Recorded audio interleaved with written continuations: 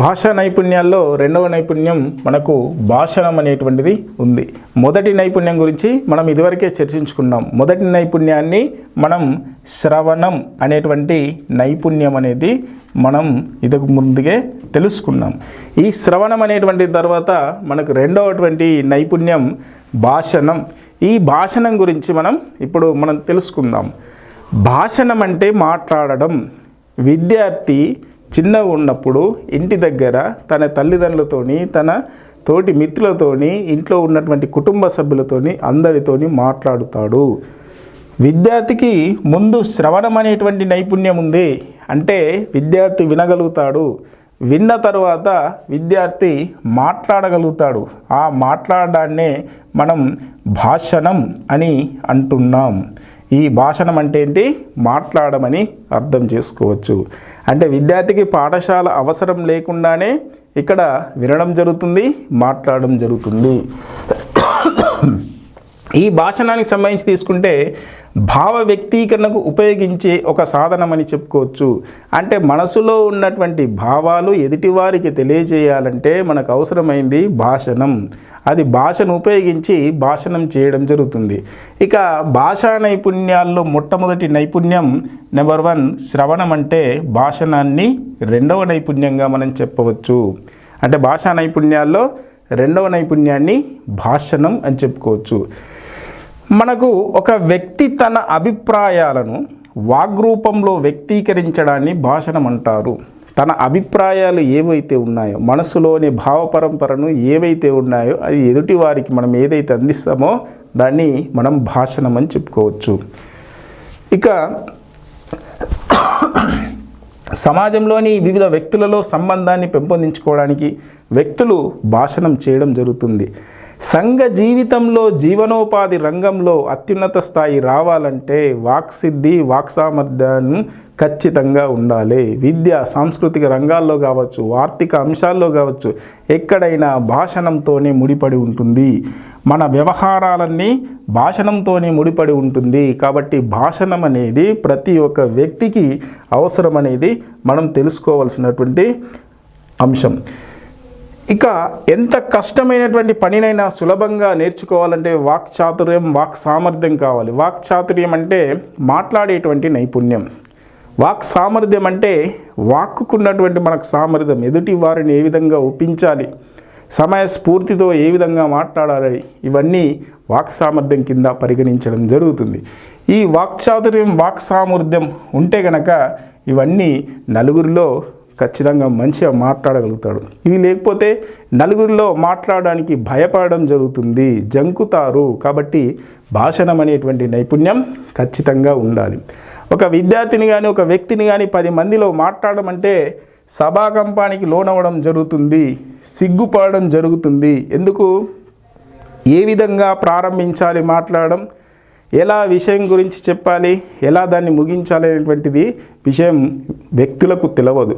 కాబట్టి అక్కడ సిగ్గుకు, జంకుకు, ఇక్కడ సభాకంపానికి లోనవుతారు. కాబట్టి ఒక విషయాన్ని ఏ విధంగా మాట్లాడాలి అనేటువంటిది వ్యక్తులకు తెలియడం లేదు, ఇక్కడ విద్యార్థులకు కూడా తెలియడం లేదు. కాబట్టి ఆ భాషణ నైపుణ్యం అనేది మనం నేర్పించాలి. ఇంటి వద్ద వాడు రకరకాలమైనటువంటి విషయాలు మాట్లాడుతున్నా కానీ ఆ మాటల్లో ఉన్నటువంటి ఏవైనా లోపాలను మనం సరిచేయాలి. భాషణ నైపుణ్యాన్ని విద్యార్థిలో పెంపొందింప చేయడమే మనకున్నటువంటి రెండవ నైపుణ్యం. ఇంకా ఈ భాషణకు సంబంధించి తీసుకుంటే ఇంకా మనకేమిచ్చారు? కొందరు వ్యక్తులు రాయడం కానీ చదవడం కానీ ఎంత ఉన్నా, ఉన్నత స్థాయి విద్య ఎంత పూర్తి చేసినా పట్టుమని 10 వాక్యాలు కూడా ఎవరు మాట్లాడలేరు. ఒక విషయం గురించి నాన్న మాట్లాడరా నాయన అంటే ఎవరు కూడా మాట్లాడలేరు. ఎందుకు? భాషణా సామర్థ్యాలు ఆ వ్యక్తిలో, ఆ విద్యార్థిలో లేకపోవడం.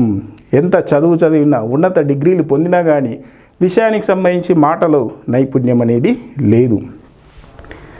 ఇక భాషణానికి సంబంధించి తెలుసుకుంటే భాషణం అంటే భాషించడం. భాషణం అంటే ఏంది? ఇక్కడ భాషించడం లేదా మాట్లాడడం అని అర్థం. భాషణం అంటే భాషించడం లేదా మాట్లాడడం అర్థం. భాషణం అంటే ఏంటి? మాట్లాడడం అనేటువంటి అర్థం వస్తుంది. ఇక భాషణం అనేటువంటిది భాష్ అనేటువంటి ధాతువు నుంచి ఇది మూలం అనేటువంటి అంశాన్ని మనకు తెలియజేస్తారు. వాచిక చర్య, దీనినే మనం వాచిక చర్య అని చెప్పొచ్చు. భాషణం అంటే ఏంది?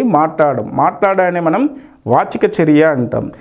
ఈ వాచిక చర్య అనేటువంటిది వచ్ అనేటువంటి పదము నుంచి మనకు సంస్కృత ధాతు నుంచి ఈ వచనం వాక్కు వాచికం రావడం జరిగింది. వచ్ అనేటువంటి సంస్కృత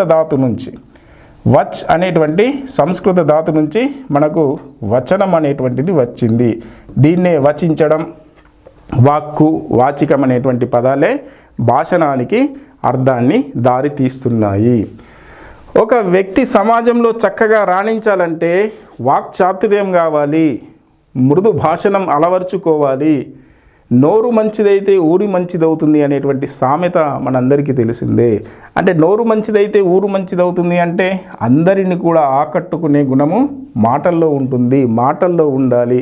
అప్పుడు మనం మాట్లాడే మాట మంచి అయితే అక్కడ ఊరంతా మనకు చుట్టాలే, బంధువులే అవుతారు అనేటువంటి సామెత. అంటే ఈ సామెత దేని గురించి తెలియజేస్తుంది? భాషణం సంబంధించి తెలియజేస్తుంది.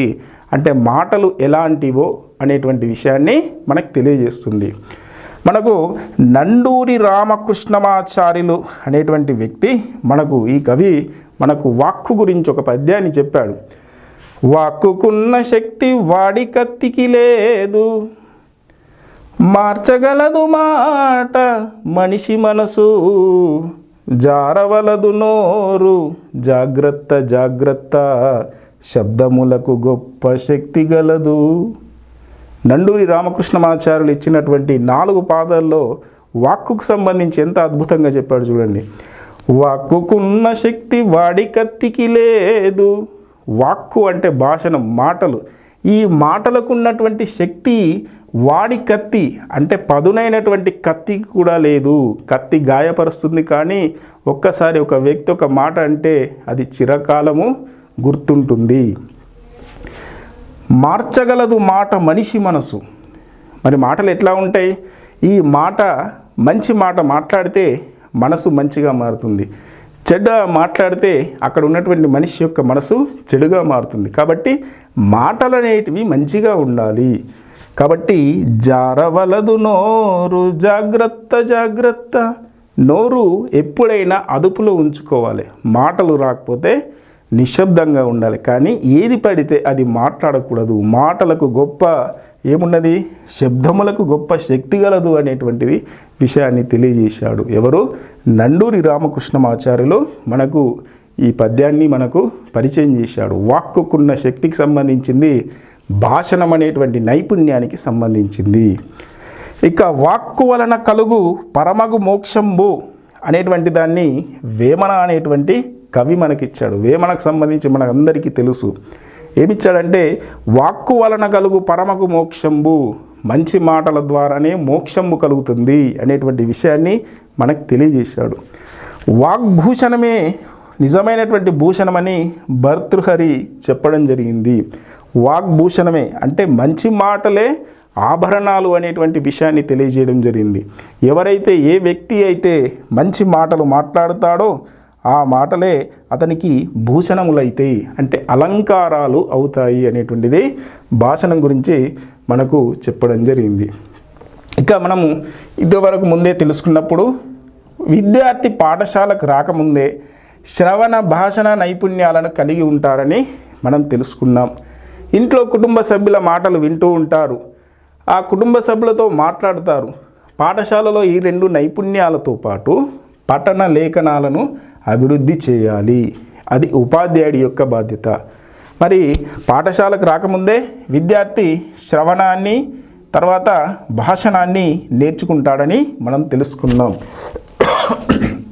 ఇక్కడ మనం ఉపాధ్యాయుడిగా నేర్పాల్సింది పఠనం మరియు లేఖనాలను నేర్పించాలి.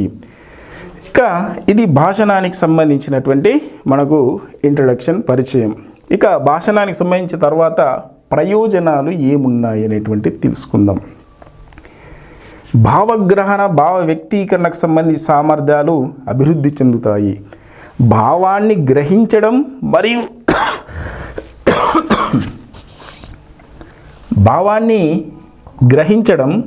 మరియు భావాన్ని వ్యక్తీకరించడం అనేటువంటి నైపుణ్యాలు. భావాన్ని గ్రహించడం అంటే ఇక్కడ ఒక విషయాన్ని విన్న తర్వాత కానీ ఇక్కడ భావాన్ని గ్రహించడం అని తీసుకోవచ్చు. ఒక వ్యక్తి మాట్లాడుతున్నాడు, ఆ వ్యక్తి మాట్లాడినప్పుడు ఆ మాటల వెనుక ఉన్నటువంటి అర్థం ఏందని తెలుసుకోవడాన్ని మనం భావగ్రహణం అని చెప్పుకోవచ్చు. భావ వ్యక్తీకరణ అంటే ఆ తెలిసినటువంటి విషయాన్ని మనం వ్యక్తీకరించినప్పుడు, ఆ విషయాన్ని మనం చెప్పినప్పుడు దాన్ని మనం భావ వ్యక్తీకరణ అని చెప్పచ్చు.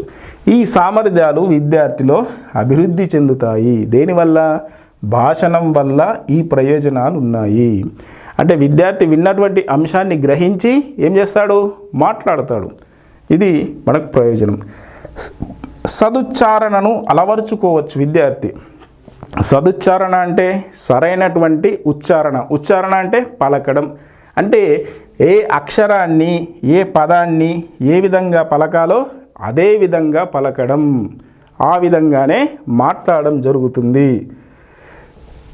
మంచి భాషణంతో ఎదుటి వారిని సంతోషపెట్టవచ్చు. విద్యార్థి మంచి భాషణం, మంచి మాటలు మాట్లాడడం నేర్చుకుంటే కనుక ఎదుటి వారిని సంతోషపెట్టగలరు. ఇక సమాజంలో ఉత్తమ వక్తలుగా కావడానికి గుర్తింపు పొందవచ్చు. సమాజంలో ఆ విద్యార్థి కనుక అనర్గళంగా ఉన్న విషయాలను అనర్గళంగా మాట్లాడగలిగితే ఆ వ్యక్తి, ఆ విద్యార్థి ఉత్తమ వక్తగా గుర్తింపు పొందుతాడు. ఇంకా విద్యార్థి ఈ విధంగా మాట్లాడితే జరిగే పరిణామం ఏంటి? సభాకంపం దూరం అవుతుంది విద్యార్థికి. స్టేజ్ ఫియర్ అనేది ఉండదు. ఇంకా భాషణం వల్ల ఇంకా మరికొన్ని ప్రయోజనాలను మనం చూద్దాం. విద్యార్థులలో ఉచ్చారణ దక్షత, భాషణ నైపుణ్యం పెంపొందించవచ్చు. ఉచ్చారణ దక్షత అంటే ఏ పదాలను ఏ విధంగా పలకాలి, ఏ పదాలను ఏ విధంగా ప్రయోగించాలి, తర్వాత భాషణ నైపుణ్యాన్ని ఈ విధంగా పెంపొందించవచ్చు. ఇంకా నూతన పదాలు ఏవైతే ఉంటాయో, కొత్త కొత్త పదాలు, విద్యార్థికి తెలియనటువంటి పదాలు, వారి కుటుంబంలో కానీ ఎక్కడ కానీ చర్చించని విననటువంటి పదాలను నూతన పదాలని మనం అంటాం. ఈ నూతన పదాలు కానీ విషయ పరిచయం కానీ ఇక్కడ అవ్వడం జరుగుతుంది. తర్వాత పాఠశాల భయం తొలగించవచ్చు విద్యార్థికి. ఎప్పుడు? భాషణం వల్ల. ఎందుకు? వాడు విద్యార్థి మాట్లాడుతుంటే చుట్టూ ఉన్నటువంటి విద్యార్థులు అందరూ స్నేహితులు అవుతారు. కాబట్టి అక్కడ పాఠశాల వాతావరణం అంటే ఆ భయం అనేది పోతుంది. అందరితో కలిసిమెలిసి ఉండగలుగుతారు. స్వేచ్ఛగా చదువు నేర్చుకోవడానికి విద్యార్థులను మనం సంసిద్ధం చేయవచ్చు. విద్యార్థుల మనోవైఖరులను, ఆసక్తులను తెలుసుకోవచ్చు. విద్యార్థి యొక్క వైఖరి ఏంటి, వాడి యొక్క ఆసక్తి ఏంటి, మనం మీ అభిప్రాయాలు చెప్పండి నాన్న అన్నప్పుడు వాళ్ళ యొక్క విద్యార్థుల వాళ్ళ వైఖరి చెప్తుంటారు, విషయాలను వివరిస్తుంటారు.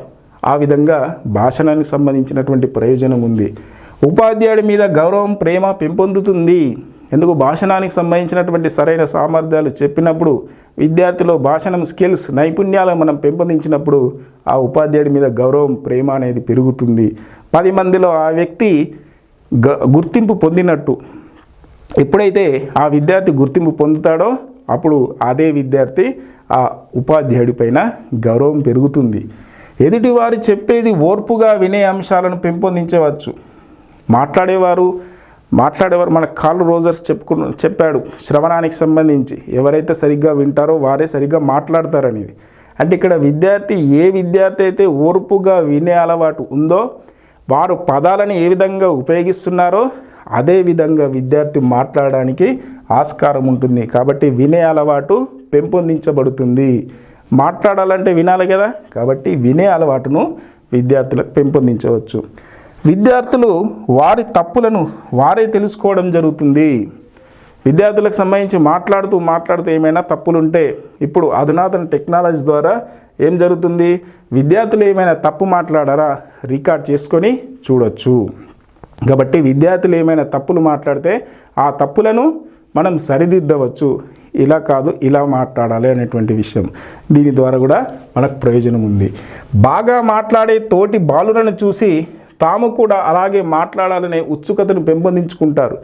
ఎవరైనా తరగతి గదిలో విషయాన్ని వివరిస్తూ భావ వ్యక్తీకరణ ఉత్తమంగా ఎవరైతే చేస్తారో వారిలాగానే నేను కూడా ఏం చేయాలి, మాట్లాడాలి అనేటువంటి ఉత్సుకత పెరుగుతుంది విద్యార్థుల్లో, పెంపొందించుకుంటారు. ఎందుకు? వాడి యొక్క భాషణానికి అందరూ అట్రాక్ట్ అవుతారు. అలా అట్రాక్ట్ అవ్వడం వల్ల నేను కూడా అట్రాక్ట్ కావాలి అనేటువంటి విషయం విద్యార్థులు పెంపొందించుకొని ఆ విధంగా ఇంట్రెస్ట్ను పెంపొందించుకుంటారు. నలుగురితో కలిసిమెలిసి ఉండే స్వభావం పెంపొందుతుంది భాషణం ద్వారా. ఎందుకు? మాట్లాడే సామర్థ్యం ఉంది కాబట్టి ఎక్కువ మంది పరిచయం అవుతుంటారు. సభాకంపం తొలగి స్పష్టంగా ధైర్యంగా మాట్లాడే నైపుణ్యం పెంపొందుతుంది. స్పష్టంగా అంటే ఉన్నది ఉన్నట్టు విషయాన్ని వివరించడం, ధైర్యంగా ఎలాంటి సిగ్గు బొంకు జంకు లేకుండా ఉన్న విషయాన్ని చెప్పడం, ఈ విధంగా మాట్లాడే నైపుణ్యాలను పెంపొందించడం జరుగుతుంది ఎప్పుడు భాషణ సామర్థ్యం నేర్చుకున్నటువంటి పిల్లవాడు. జ్ఞాపక శక్తి వృద్ధి చెందుతుంది. విషయాలను ఎక్కువగా మాట్లాడుతుంటే మాట్లాడడం వల్ల, మరి మాట్లాడడం దేనివల్ల ఉత్పన్నమవుతుంది? శ్రవణం వల్ల. విద్యార్థి ఎక్కువగా వింటాడు కాబట్టి జ్ఞానశక్తి వృద్ధి చెంది దాన్ని మళ్ళీ ఏం చేస్తాడు? రిపీట్గా ఆ విషయాన్ని ఎక్కువగా చర్చిస్తాడు, మాట్లాడతాడు కాబట్టి జ్ఞాపక శక్తి వృద్ధి చెందుతుంది. విద్యార్థుల మధ్య పరస్పర అవగాహన సామర్థ్యం కూడా పెంపొందుతుంది భాషణం వల్ల. ఎవరి మధ్యలో కూడా భేదాభిప్రాయాలు రావు. ఇద్దరు విద్యార్థుల మధ్య కానీ ఎంతమంది విద్యార్థులైనా ఎలాంటి భేదాభిప్రాయాలు లేకుండా కలిసిమెలిసి స్నేహపూర్వక వైఖరి విద్యార్థుల్లో అలవడుతుంది.